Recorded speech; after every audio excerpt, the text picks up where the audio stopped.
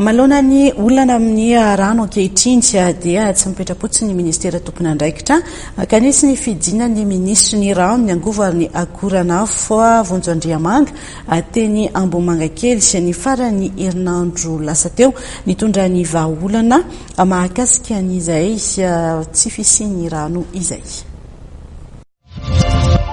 Tsika zany eto Ambohimangankely androany Ambohimangankely dia isan'ireo tanàna amin'ny faritra 5 eto Antananarivo izay misy olana goavana amin'ny resaka famatsiana rano. Efa taonany maro ireo faritra ireo misy olana goavana amin'ny resaka famatsiana rano. Ny olana moa dia noho ny fahateran'ireo foto-drafitrasa izay nisy tsy fisian'ny investissement zany amin'ny sehatry ny rano io ary etsy an-daniny dia ny poniny Antananarivo fantatritsika tsara fa mitombo andromanalina ka ireo toerana faritra 5 eto Antananarivo ireo dia efa voatonga teo amin'ny fitondrana izay dia nametraka tetikasa mba hanamafisana ny famatsiana rano any ireny faritra ireny. Eto Ambohimangankely ohatra zao dia misy zany tombo-pamokarana vaovao, famokarana rano vaovao etsy Amoronakona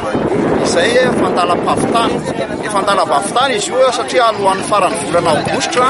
dia vita ny asa fanamboarana ny tombo-pamokarana vaovao io. Ary raha farafatarana zany aorinan'ny fitiliana isan-karazany dia amin'ny 10 septambra zany ny rano avy eto Amoronakona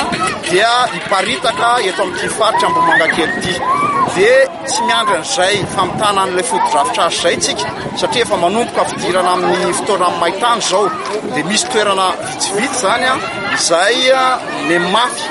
ny olana ara-drano raha miresaka eto amin'ny faritry Ambohimangankely tsika zao